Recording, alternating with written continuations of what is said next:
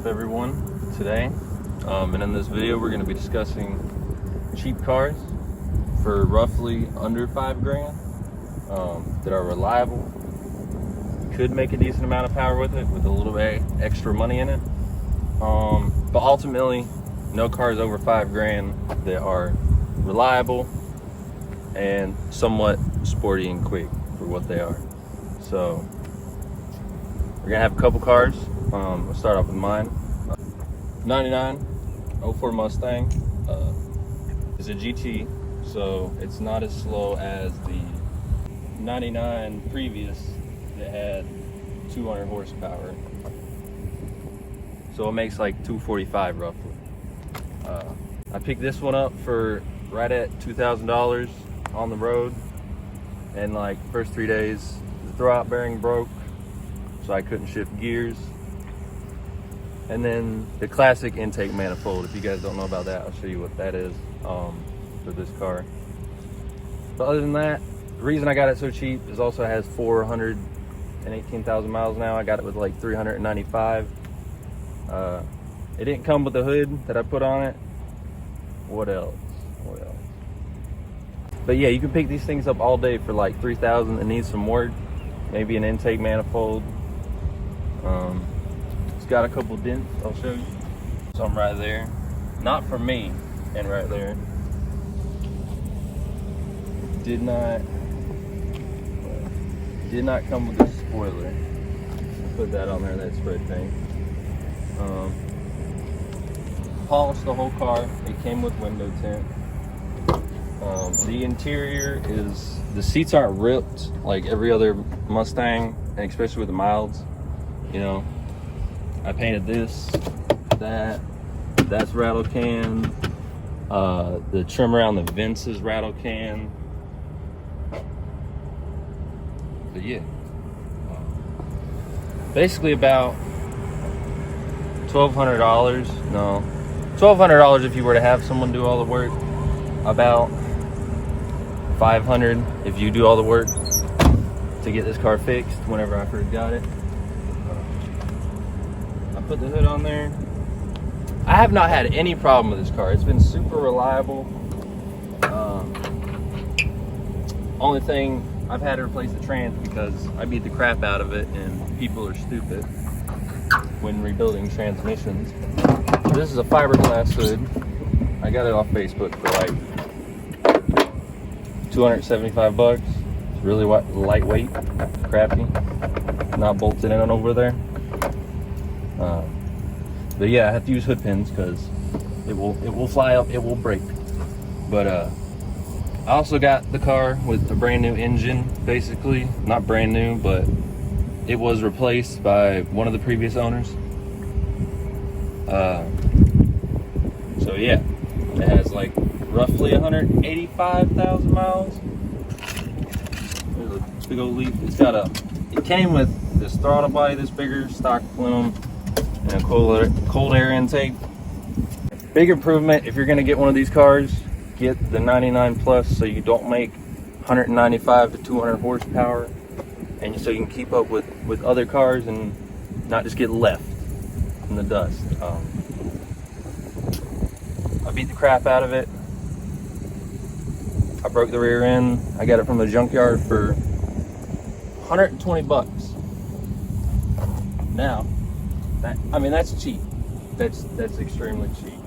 I went to the drag strip, launched it a little too hard and broke the rear end. Couldn't believe that. I got it for 120 bucks out the junkyard. But yeah, that's the main reason I love this car is because it came with a good engine, off rip. Another reason I went with Ford because the wiring harnesses, they really don't have a problem and they're known to be reliable.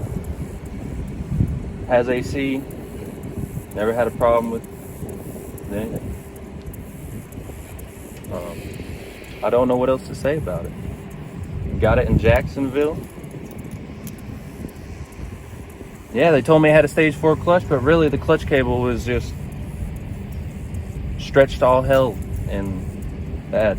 So came with front brakes whenever I got the car. I did wanted the radio bag, but no.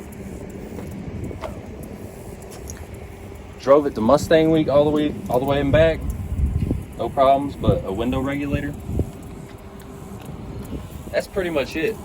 I just want to add that thing below the horse is the intake manifold. It's made out of plastic and partial metal. You can upgrade to the partial metal, or you can upgrade to a complete metal one. It's a little bit more expensive, but all in all, they're great cars to build on, great chassis.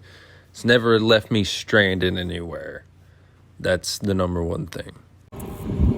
And I had my first car. I was definitely scared of fixing things on it. But these cars are so easy to work on and fix, it's ridiculous. So, very good. The motto of the Ford Mustang is a reliable, cheap sports car. And now we'll let one of my other friends talk. Kade. He's got the Z over here. And probably add some other people. So, yeah, let's show that.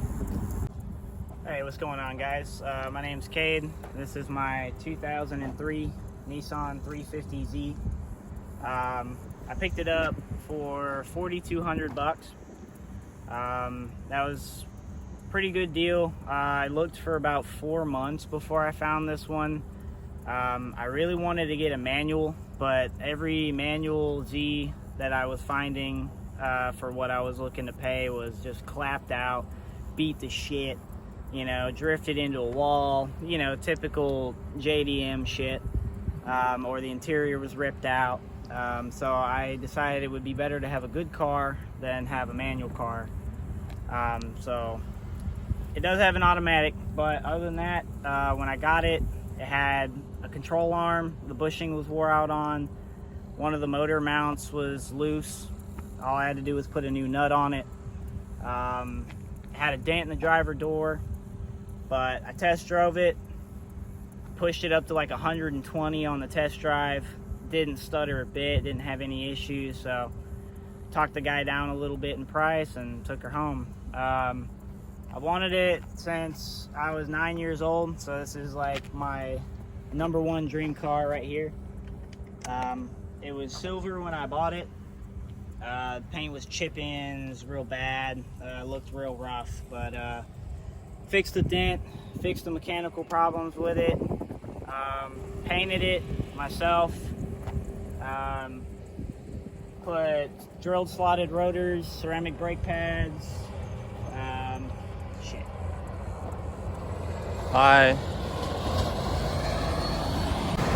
Imagine he rips a burnout, dude. 1,200 horsepower of fury, dog. Why is the fire department here?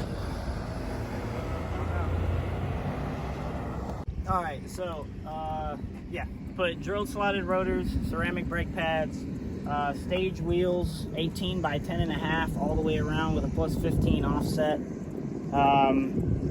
cheap eBay side splitters. Eventually I'll replace those. I custom fabricated a Mark IV Super Wing on the back of it to give it a little bit of uniqueness and flair. I love the way the wing is so curvy, it fits a nice curve in the car. Did some custom tinting on the taillights, custom vinyl on the back window, dual titanium 4-inch exhaust, all straight pipe all the way back with test pipes. 2 12-inch Kenwood subs in the back, you know, as if there isn't hardly any trunk space to begin with. Front lip, and then I got a True Focus Fab front bash bar and a low glow underglow kit on the car. That's about it cosmetically. Engine wise, I haven't done a whole lot to the car because I plan on doing an engine swap at the end of the year on it. But as far as the stock engines go, this is a DE model, so most people don't really desire this model, or they usually try to go for the HR, which is a little bit more horsepower, has 2 air intakes instead of 1, but the DEs are reliable. As long as you don't go around with them and try to put a ton of boost on them, they run, and they run well. key things to watch out for when it comes to these motors is your valve cover gaskets. You're gonna want to replace those every 20,000 miles or so, because they'll start to leak and then it'll start burning oil like crazy. If you can, I recommend replacing the valve covers themselves with aluminum ones over plastic ones from the OEM, because they're just shit. Cooling system, thermostat, radiator, water pump. You want to replace the water pump about once every 100,000 miles, because otherwise it's gonna take a shit on you like it did on me. Bad thing is, water pump's driven by the timing chain, so you're gonna have to take the front end of the car off and the whole front third of the engine to get to the water pump. I recommend replacing the timing chain while you're in there, since it's literally just gonna be right there in front of you. Super easy. Me and Max did it in probably about a couple days. Putting it all back together was the fun part. Other than that, man, I mean, yeah, dude, I push this thing all the time. I drift it, I race it. This thing easily hits 140 plus with no problem. It's like gliding on butter. The only thing I want to do to it before I engine swap it is do a full bushing replacement on it, because it's a 20-year-old car. It's a little rough around the edges when you're driving. I would like to lower it, but the streets here are shit. And I already scrape my front lip everywhere I go. So I'm trying to figure out what I can do about that. But yeah, that's pretty much it, man. It's a super fun car. Handles great. Like I said, I do plan on doing a manual conversion when I do the engine swap. I'm actually planning on putting a 2JZ in it with a big single Garrett turbo. Should be sitting at around 600 wheel horsepower when I get done with it. The good thing is the manual stock Transits can handle up to 700 without any internal work. So if you have a manual transmission, you want to do an engine swap on it, as long as you're sitting below 700 wheel horsepower, you're perfectly fine with the trans, as long as you're not dumping it every 5 seconds. And they make a ton of aftermarket parts for these things, you know, to customize how you want. Super aftermarket friendly. The community's been around, you know, like I said, 20-year-old car, so they've had plenty of time to figure stuff out for them, what works, what doesn't. So yeah, that's pretty much it, man. Yep. So these are the first two cars, and we will probably have a couple other cars here shortly.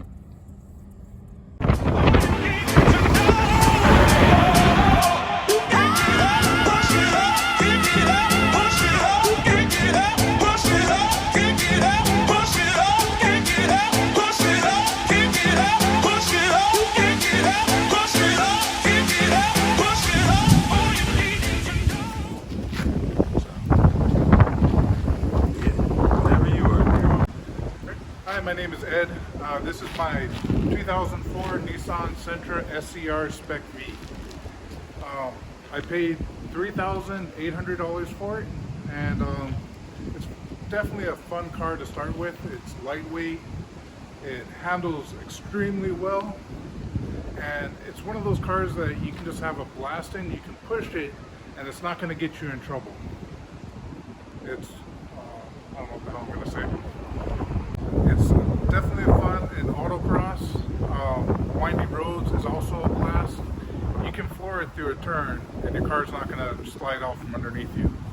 It just hangs onto the road. You got to worry about a little bit of understeer, but that's a lot easier to fix than oversteer.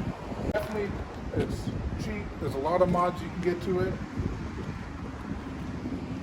And they put up a decent amount of power for what people don't expect out of a Sentra.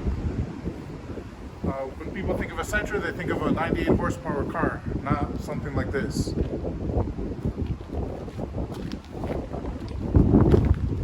So how much power do you think it roughly would put out?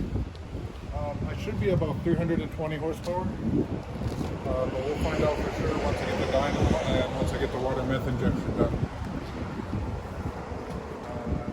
Eventually I'm going to be shooting for a lot more. tell us, what were your best purchases about the car So, to modify it? being I spent the money, all the purchases is my best purchase. I'll give you a quick rundown what this car has. Car is 5-lug converted. These cars come from the factory 4 lugs. So it's converted to 5-lug. The front brakes are out of a Ultima SER. The rear brakes is out of a Maxima SER. The suspension is JIC 3-way coilovers. Turbo kit, 57 trim turbo, a lot of treadstone parts, Innovate, gauge. I tried to keep the engine bay looking mostly factory. The inside is pretty much stock, except I put a little bit of a sound system in there to make it more of a comfortable ride. The car still does have AC on it, so it's a nice daily driven car. And you have Advance on there. David one, AV6. They do not make those wheels in that size for a 4-lug. A lot of guys question what wheels I got there, but because they can't find them for their cars. And you got the Audi R8 coil packs that you don't like. I hate them actually, because right now I'm getting a misfire on this one. So I'm going to get rid of these altogether, and I'm just going to put factory coil packs on. Factory coil packs are proven for about 800 horsepower with these cars. I'm well below that, so I don't need anything this fancy. And you plan to take it to autocross at all or anything? No, actually, I don't even plan to race this car at all. This is just this is supposed to be my gas saver car. I got this because it was getting 30 miles per gallon. Now, what I did to it, probably affected the mileage some. But with the injectors and the tune that's on there, my miles per gallon is not reading correctly on top of my gauges. So right now it's saying I'm getting 54 miles per gallon. So when my wife is in the car, I can tell her all the parts I did was for gas mileage, and she doesn't know any better. That's right. So yeah, that is Ed's Sentra, and we will have 1 or 2 more cars on this list. So yeah, we will show those here in a second.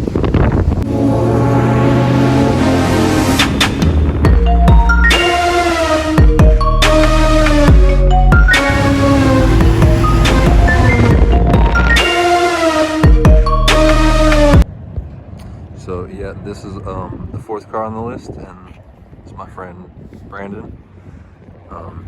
Yeah, I'll let him explain everything pretty much. So this is a 2005 Mitsubishi Eclipse. I actually got it as a second car. 5-speed manual, has about 132,000 miles on it, maybe a little more. And it is the 4-cylinder, so it only has about 132 horsepower, but I mean, I bought it as a daily, and it gets the job done. It's a pretty reliable car.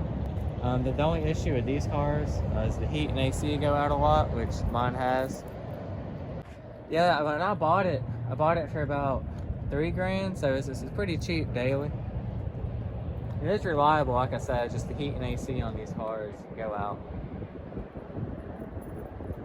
Never had any weird like glitches with it at all, electrical wise or anything? No, not really, no. I know the only thing I've had to replace on is the radiator, and that's a wear and tear part, so. And how long have you had it? I've had it for about 3 years. Okay. The only thing that's done to it is an aftermarket air intake, but other than that, it's completely stopped. Okay, well. I know it's like, Mitsubishi. Is it like same motor out of the Evo, essentially? Or is it the American version, so it's not really? I can't remember where But other than this, you still drive the EcoBoost, right? Yeah, I still have the EcoBoost. Heck yeah. I actually bought, yeah. I mean, that's kind of the reason I bought this, because I kept having trouble with. I mean, I haven't had a problem with the EcoBoost in a while, but I did have some trouble with it originally. So, is this the same motor that's in the Evo, or do you not know exactly? I don't know exactly. No, it's a 2.4 i6, but Yeah. as far as specifics,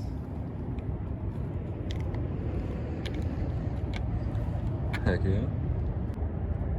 Fun little car to drive. Is it handle good? yeah, the handle's good. It's a fun little car to throw around.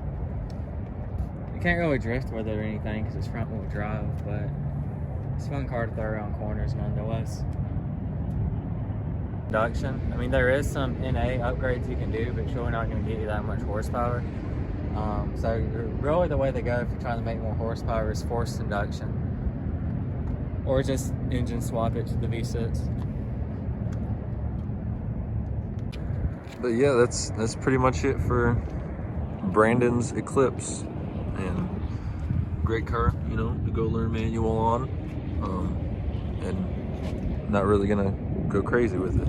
But yeah, that's it.